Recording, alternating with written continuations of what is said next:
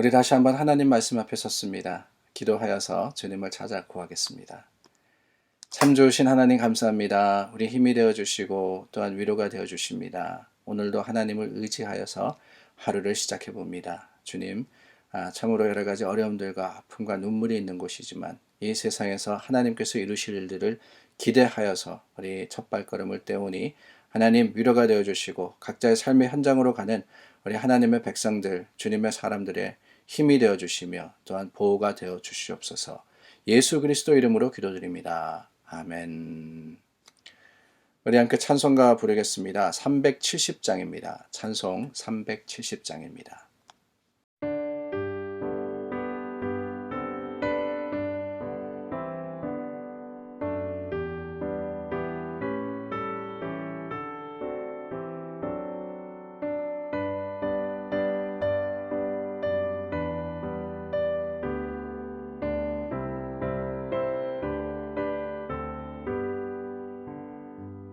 주 안에 있는 나에게 난 근심이 있으랴. 십자가 밑에 나아가 내 짐을 풀었네. 주님을 찬송하면서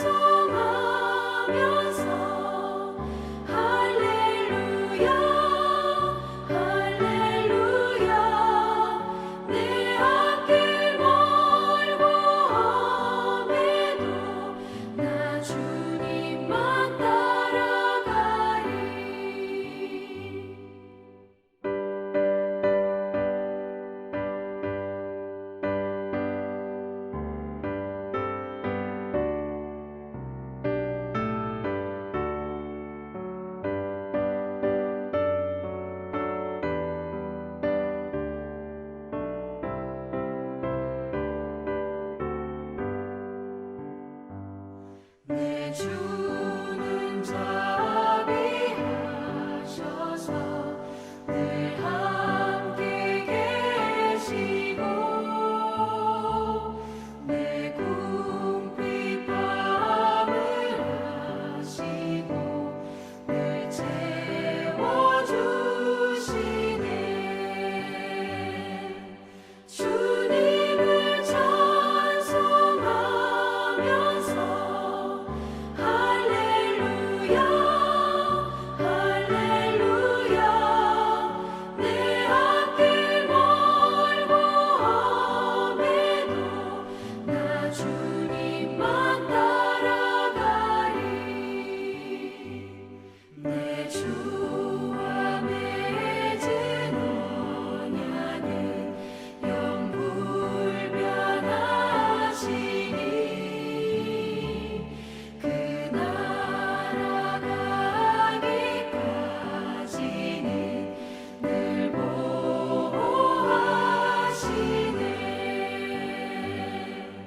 주님을 찬송하면서 할렐루야 할렐루야. 내 앞길 멀고 험해도 나 주님만 따라가리.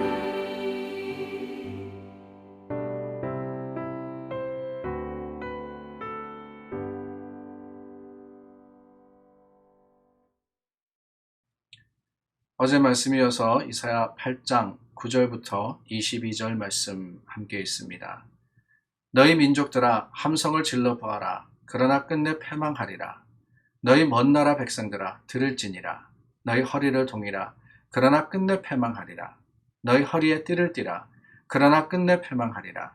너희는 함께 계획하라. 그러나 끝내 이루지 못하리라. 말을 해보아라. 끝내 시행되지 못하리라. 이는 하나님이 우리와 함께 계심이니라.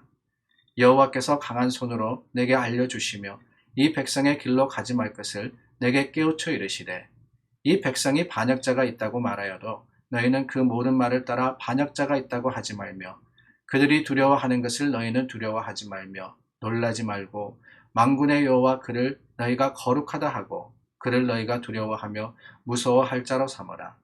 그가 성소가 되시리라.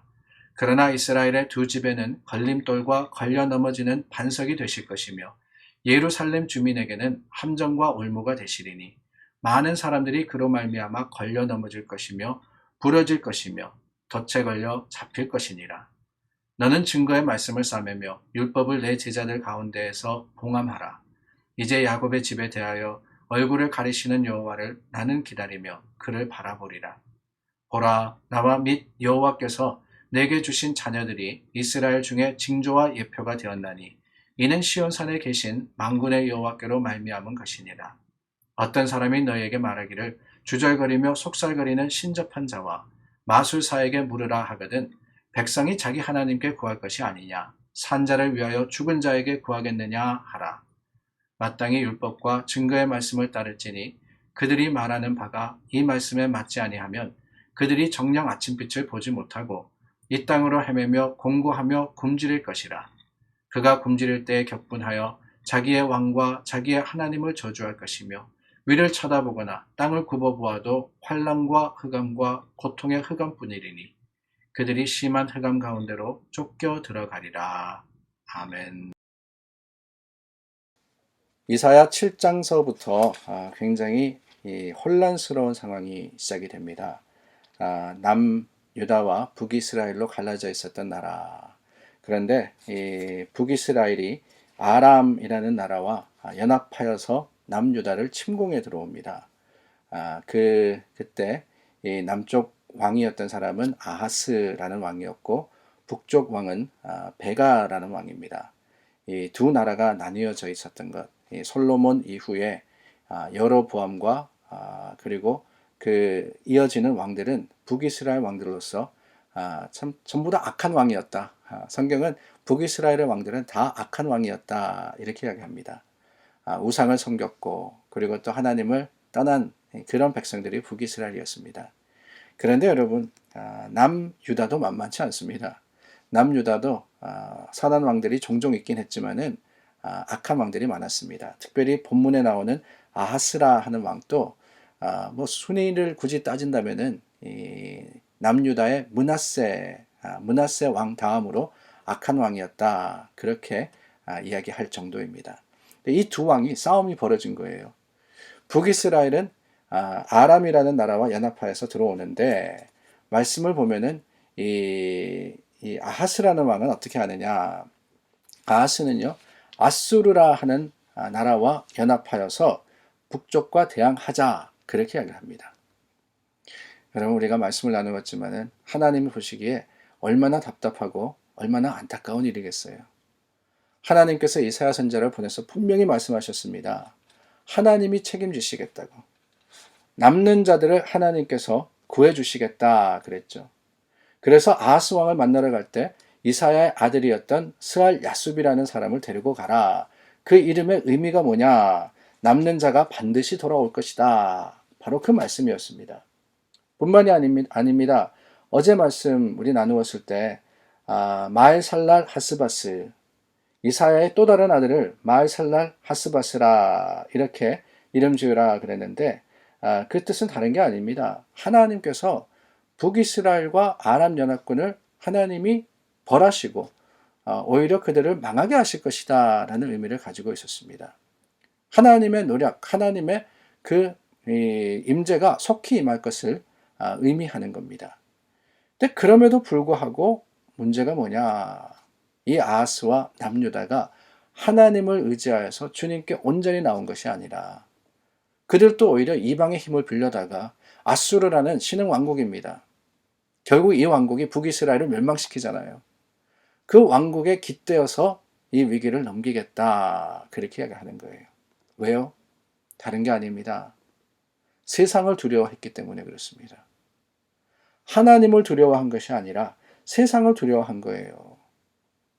자신들을 침공에 들어오는 연합군도 두려워했지만 그것만이 아니지 않습니까? 세상의 힘을 두려워했던 겁니다. 아수르라는 왕국이 신흥 왕국으로서 힘을 얻어가는 것을 보면서 저 왕국에 깃대겠다 하는 그 마음도 이미 두려움의 마음이었고 이미 하나님을 저버린 이 배신의 마음, 배반의 마음이었던 것을 우리는 기억하는 겁니다. 그러나 여러분, 이사야가 그 아하스와 백성들에게 선포하신 말씀이 무엇입니까? 다른 게 아니에요. 적을 두려워할 것이 아니라는 겁니다. 세상을 두려워할 것이 아니에요. 오히려 심판하시는 하나님을 두려워하라고 선포를 하고 계십니다. 하나님을 두려워함으로써 주님께 피하라는 거예요. 이걸 바로 경외라는 단어로 우리가 표현을 하지 않습니까?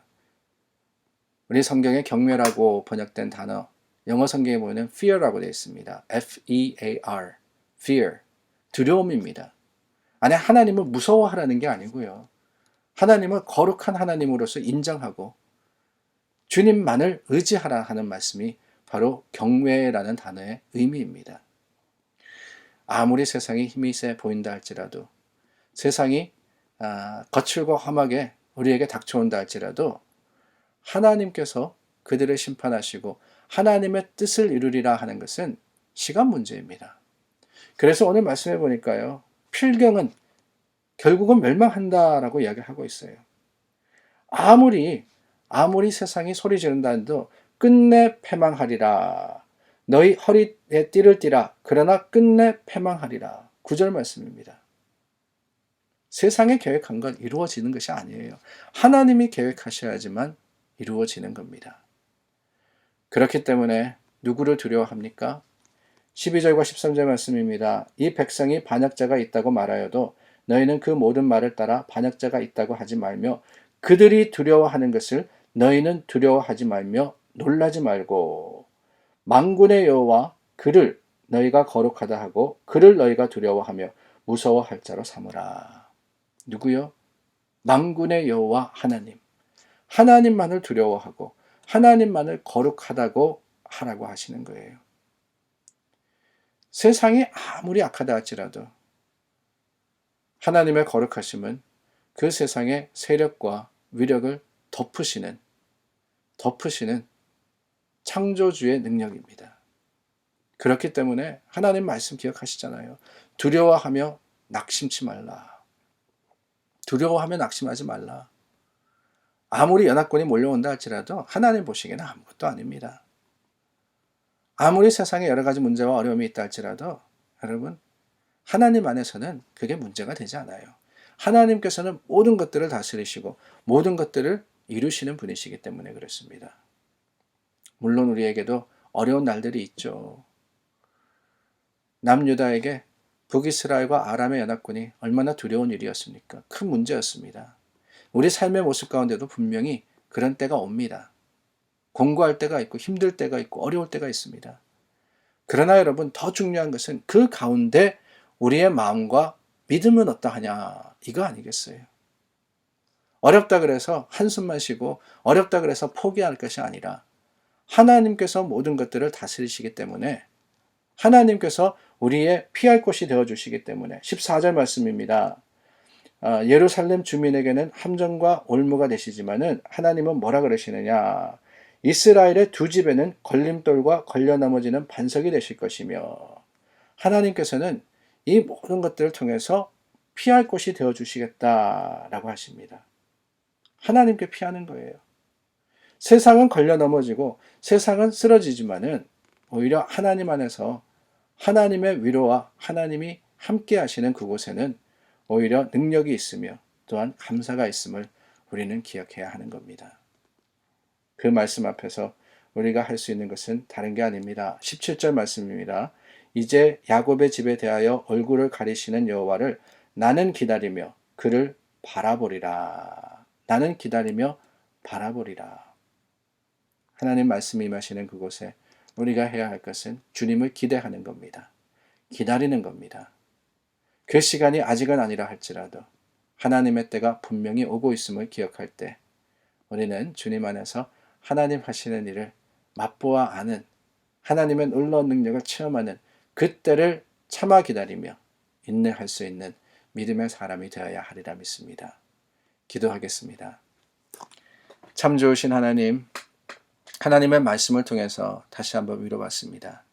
세상이 참 두렵고 어렵다 할지라도 하나님은 우리의 힘이 되어주시고 위로가 되어주시겠다고 하시니 그 말씀이 우리의 능력입니다. 오늘도 세상을 볼 것이 아니라 하나님을 보게 하여 주시고 두려움이 아니라 하나님의 주시는 약속으로서 찬양하는 자들이 다 될 수 있도록 도와주시옵소서. 예수님 이름으로 기도드립니다. 아멘. 오늘 우리 함께 중보하여서 기도하기를 원합니다. 저희가 이제 교회 이전이 완료되었지만은 아직까지 숙제가 많이 남아 있습니다. 지금 이 사역하는 곳을 위해서도 축복하시고 또 하나님께서 인도하실 것을 기대하면서 계속해서 우리 함께 기도하여서 준비하는 교회 또한 하나님의 사람들이 될 수 있도록 기도해 주시기 바랍니다.